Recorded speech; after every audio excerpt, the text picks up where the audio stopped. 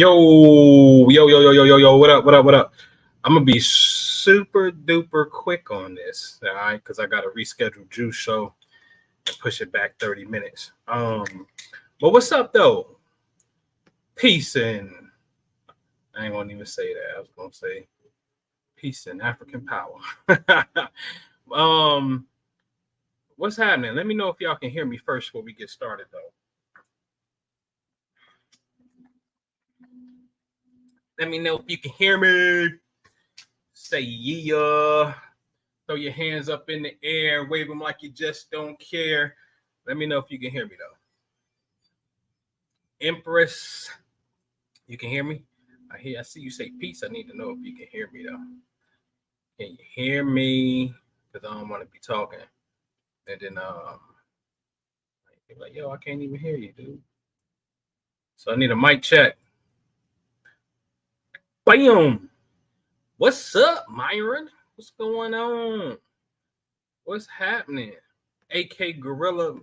Man, I ain't seen you in a minute, man. Where you been at? Empress, thank you.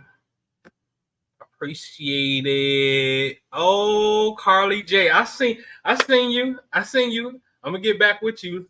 I saw you though. I'm holding my grounds, Carly, because I'm saying I had just got some new roses too. You probably see them back there. Them joints is beautiful. The rose is insecure. Beautiful. I know it opens up, but the mere fact that you have to have thorns, you got these little knives right there, tells me you're being defensive. And there's no need to be defensive about anything because nobody's coming to hurt you, little flower. It's okay to be like the tulip and open up. That's all I was saying, though. But it's a good point, though. But flower psychology is very interesting when you start looking at them and whatnot. So, good school of thought. So, what's up, everybody? Do me a favor, click the thumbs up button for me ASAP because I want to get in this pocket, get out this pocket. I want to show you something, and we can get in and get out without slipping in it, as my man 40 Water would say. You know. All right. The tulip is too easy. Let me find out, Carly J. You be playing hard to get, and you like the rose because it got thorns, and they play these little defensive tactics. But really, we know what's really happening, right? No, the tulip ain't easy. The tulip is just like, hey, this is who I am. I live in my truth of freedom and expression. You can access me, if it's right, because everybody can't impregnate. You know what I mean? You know what I mean? All right. And so, all right, y'all ready? Y'all ready to rock and roll? Is y'all ready? Talisha, what's happening? What's going on? Where my man Mike P at? He ain't in the building. Oh, I gotta listen to a track Mike P sent over, man. I got some homework I gotta be doing and whatnot. But everybody click the thumbs up button real fast. Click the thumbs up button. We're going to get in this pocket. We're going to get out this pocket. If you're new to the channel, thank you for coming over. I am going to share with you, the world says that today is the blue moon. Blue moon, right? I get it, okay? We're talking about 2 full moons in the month of August. I'm just sharing this information with you so you can know, in a sense. And it's really so cool when you figure out what the real blue moon is. And all right, I'm not trying to take away from 2 full moons in August, but from the moon perspective, the moon doesn't care about August, okay? You got to hear me closely. On Earth, we're keeping track with August, September, and we say, oh, it's 2 full moons in August. This must mean something. We're just going to call it once in the blue moon that this happens. Cool. That's an Earth phenomenon. I'm going to tell you something about the moon's phenomenon from the moon's perspective and what the original blue moon was. It got lost over time. See, this is why I love this craft, because when you know, it's like, oh, shit, this is the real shit then got lost. This is, okay, here it is, right? And so from the moon's perspective, if today is August the 30th and it's a full moon, it won't be a full moon again on August the 30th until 19 years from now. Okay? So the moon phase to the Earth day lines up every 19 years. That's important to understand that. Shout out to Mother Tanetta, Unveiling the number 19. Shout out to the Holy Quran, Surah 75, over its 19, which is really talking about an alignment for souls to reincarnate. Whole nother conversation though, okay? So shout out to my son who made transition going into his 19th birthday, where the eclipses are going to be the exact same as it was when he was born, just for him to be reborn again. So I'm telling you this shit from experience, man, okay? All right, so listen. So the moon is saying, I don't care about August. I don't care about September. I don't care about none of that, because to get me on your same day, I'm on a 19-year cycle, okay? All right. So the real blue moon occurs when the moon is in the same constellation twice. 2 full moons in the same constellation, not the same month. Okay? See, remember, you live in a society anyway that's a little bit off. The zodiac signs start around the 22nd, 23rd, right? But the first of the month is on the 1st. And the zodiac sign don't kick in until damn near the end of the month, right? So we're not necessarily in alignment any damn way, okay? Just to give you some, a backdrop on that, right? So we're a little off, right? Each sign is 30 degrees, hence almost 30 days. And the sun has spent about 30 days in each sign. Well, there's 30 days in a month. There's 12 signs. There's 12 months in a year, right? So somebody got to come to a degree and tweak it, line it up a little bit, okay? Because see, one thing about this place is it's forever rotating any goddamn way. You didn't progress to some energies.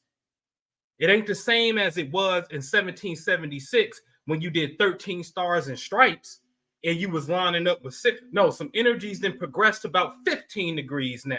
That which used to be 13 is now 15. This is why a couple years ago, it was a big astronomical phenomenon that happened and said, oh, Regulus is no more 29 degrees Leo, it's 0 degrees Virgo now.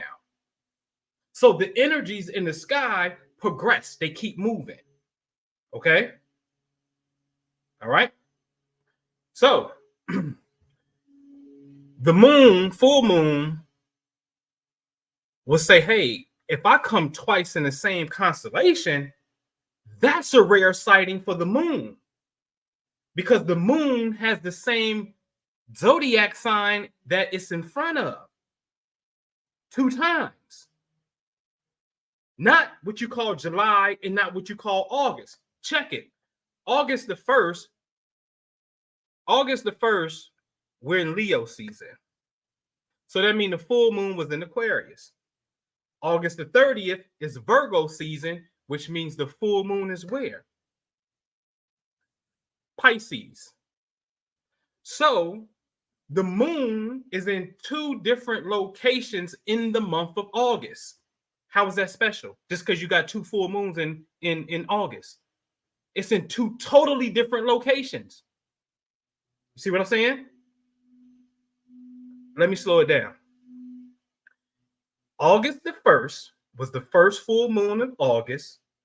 August the 1st is Leo season. The sun appears in Leo. The full moon will always be in the opposite sign of the sun. Opposite Leo is Aquarius. Now we come to August the 30th, full moon again in August. The world, oh, blue moon. Now it's Virgo season, full moon in Pisces. So it went from Aquarius to Pisces in August. It's nothing special about that with the moon. But let me show you something.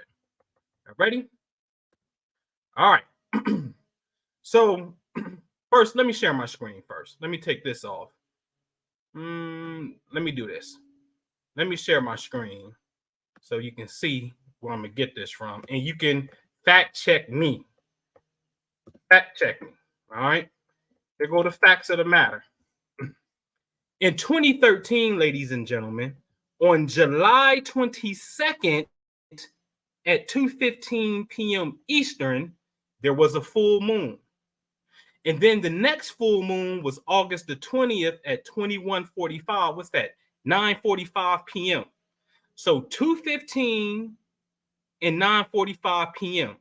July 22nd, August the 20th. Okay. All right. Now, let's do this. Let's bring this. Let me minimize myself so you can see this. Okay. Now, on July 22nd, and I left the time a little bit at the top so you can see it, 2:15, but you see universal time, say 18:15, so East Coast time, that's 2:15. The sun was 0 degrees Leo, which makes the moon what? 0 degrees Aquarius. Okay? 0 degrees Aquarius. Fine. Then when we came to August the 20th at 9:45 p.m., the sun is at 28 degrees Leo. Where is the moon? Over here, 28 degrees Aquarius. Okay? Now that's special to the moon, because she said, hey, I showed up in Aquarius full 2 times. And it makes it even better. Who got the sun at 27 degrees, 59 minutes, 1 solar minute away from 28 degrees? Me. That's who. Did I tell y'all it was a blue moon today? No, I didn't. All right. So I'm telling you the truth. But really, shout out to my sister Gunshells, because her birthday is the next day after mine, and she's really the 28 degree Aquarius. So the blue moon really perfectly lined up with her in 2018, right? Because our birthdays is 1 day apart. And so the blue moon, technically, ladies and gentlemen, is when a full moon is in the same constellation 2 times, not a month. I repeat, August, this month, August 1st, full moon, Aquarius. August 30th, full moon, Virgo. Nothing special. It's just 2 full moons in August, but in 2 different constellations. Full moon is in the same constellation. That's rare. And we're in the age of Aquarius. And it's going to take an Aquarian to tell you this shit. Okay?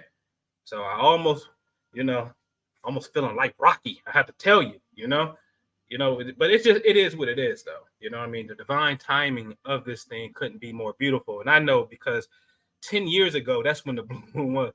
10 years ago, I actually created a calendar, me and the Leo, right? Nia, we created a calendar called the Kadosh Isha. Wish I had pictures of it. So my other computer was translated to Hebrew as holy woman or divine woman. And I started the calendar on the full moon in Aquarius. Sun in Leo, full moon in Aquarius. Why? Because historically speaking, that's when the Nile River will start to flood, because now Sirius is about to rise before the sun come up. Return of the dog star, the dog days, that whole energy right there. The Isis or Septek, the goddess, has reappeared in the sky before the sun. And so this timing happens around the Aquarian full moon. Aquarius is, listen, this is why I love what we do inside the Patreon, where you really understand this. Aquarius is,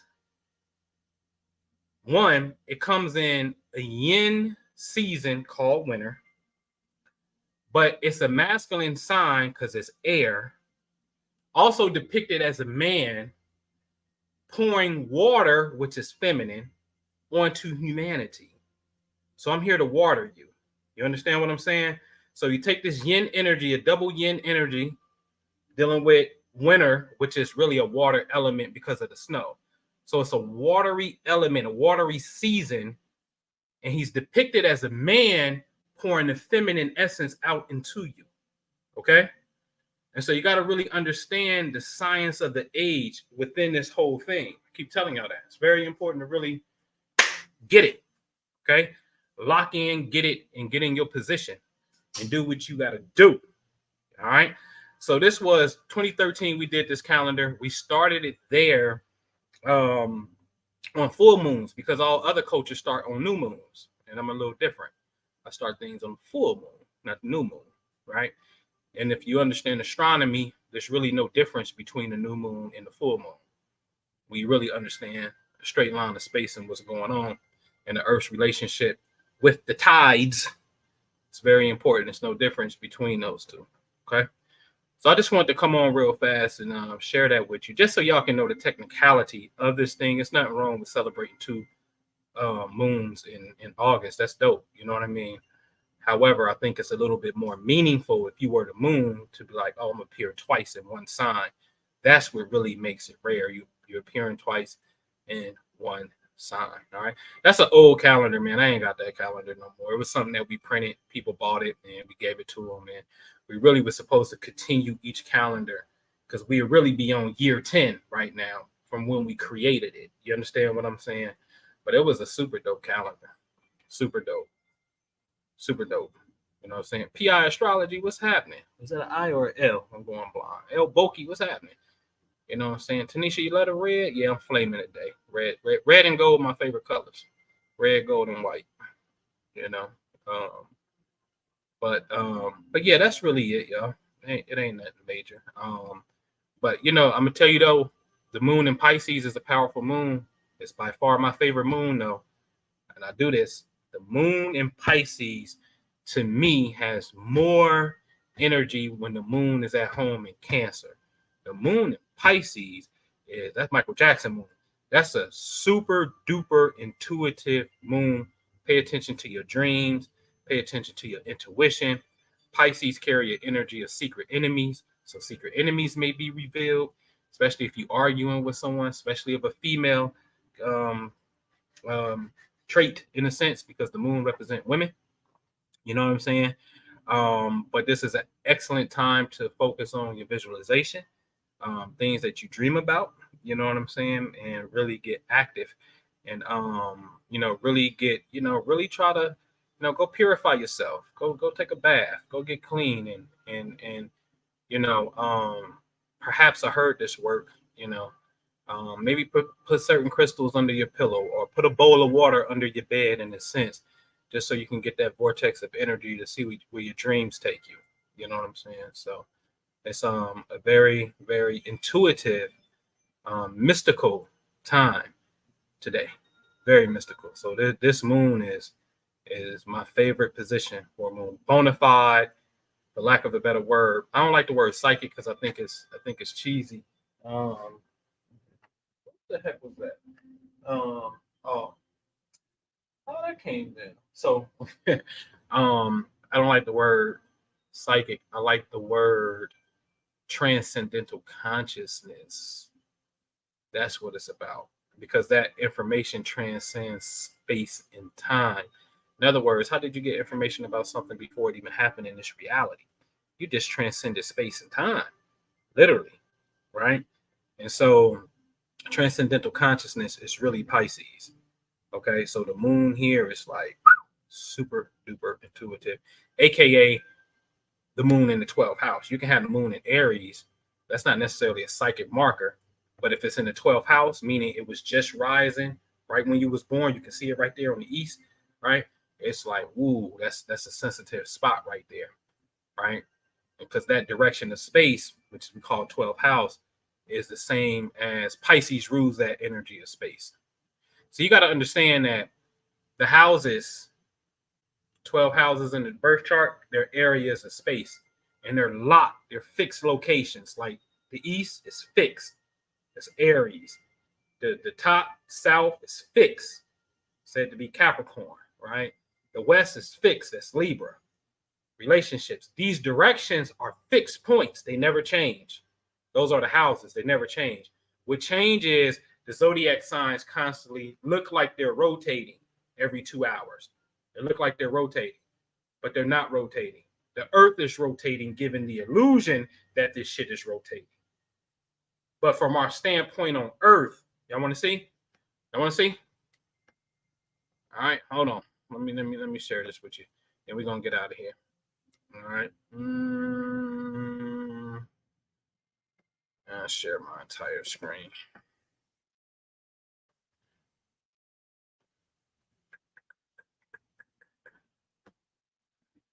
Okay. So the problem is we here on Earth, right? So throughout the day, what's going to happen is it all starts in the east, right? It all starts in the east.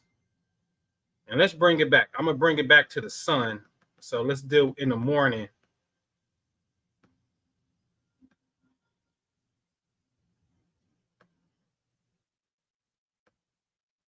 So let's say the sun is coming up right now at 7:30, right? Sun coming up 7:30, right?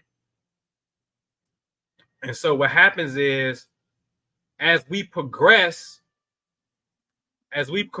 where you see as we go through time, the sun is getting lower and lower, which means it's coming up later and later. You see what I'm saying? It's 7:30 and the sun ain't up no more in October. It's coming up, but it ain't there, right? So as we progress through time, the energies is moving back and back and back. But throughout the duration of a day, that was a monthly thing. The duration throughout the day, the energies that come up. Oh, there go the sun at 8:30. We in the east. 9:30. Oh, it's there. Look like we about to start going towards the south, right? And so now we're moving, right?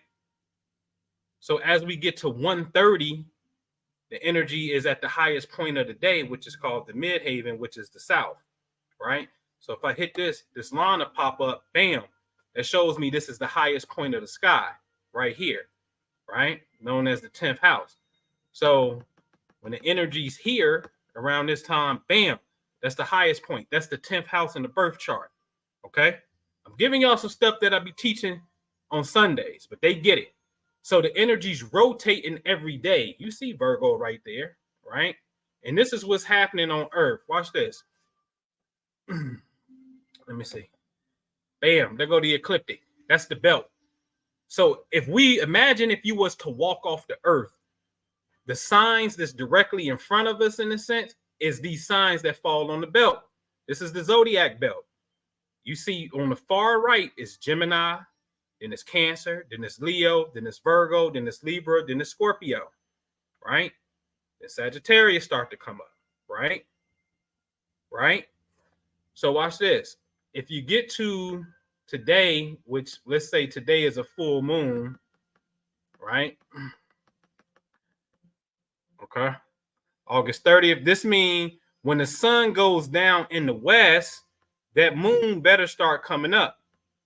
So the sun just went down over here. So we come over here. You see it? It's starting to come up over there, which appears to look like it's coming up by Aquarius, right? So there go the moon right there. So in our viewpoint, the moon is coming up because it's total opposite where the sun was over here, what appears to be in Leo, right? So it's opposites. One goes down, one comes up. That's your viewpoint. So this belt is this belt is where the mystery begins. Don't end here, but it damn sure is a nice study to begin. Okay. So throughout the duration of the day, that's what the energy is. So let me answer a question. And so as the energies we saw rotate throughout the day, again, if we come back, let's just say the sun is over here in the Lion in the morning. Here it comes. It's right there rising in the morning. Throughout the duration of the day, all day the sun is here at this degree. Okay. So let's just call this degree 15 degrees Leo. It's here all day. So it just progresses. It moves over. And then the next day, it's going to move over just slightly a tad bit. You see that? You see that?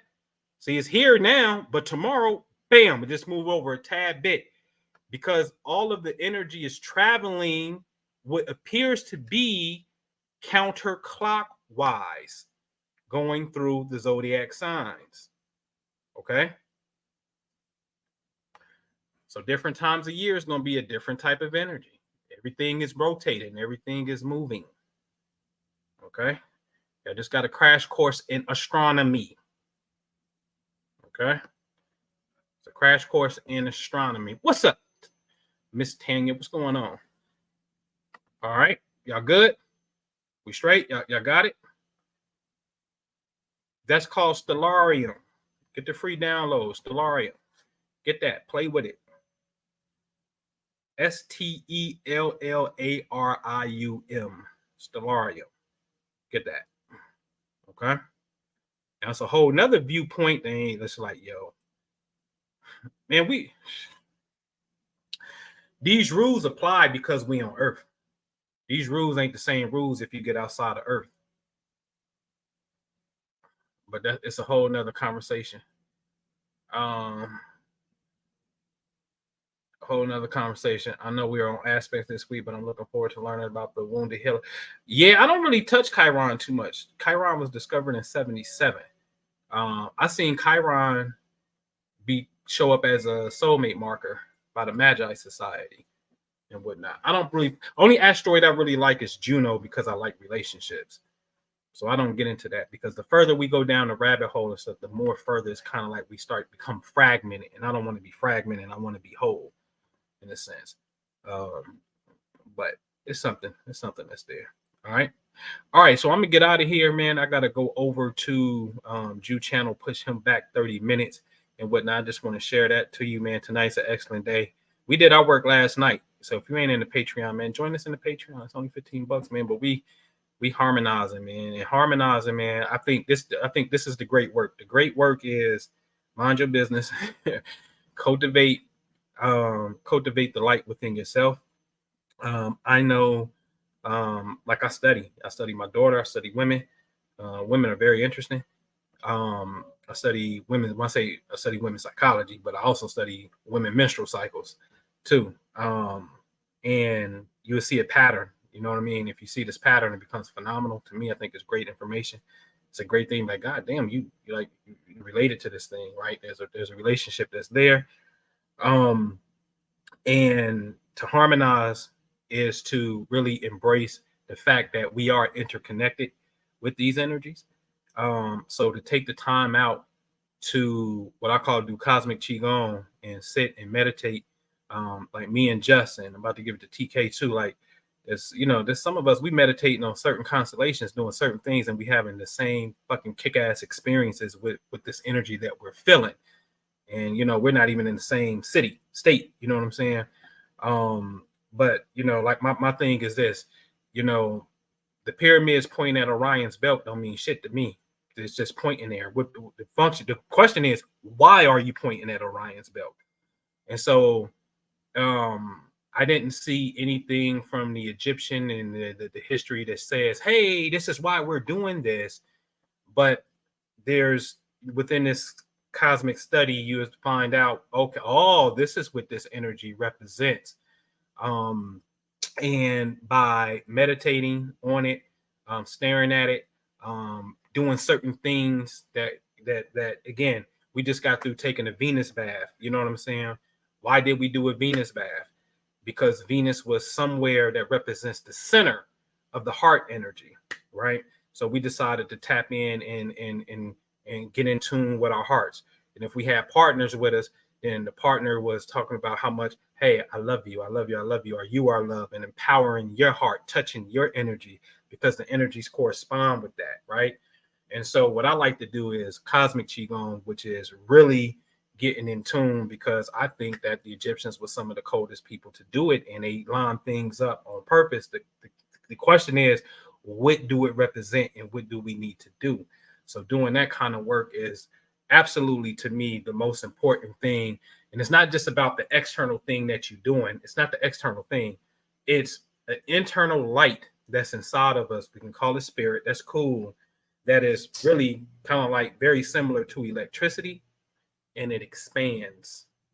And electricity creates magnetism, which means shit can be drawn to you.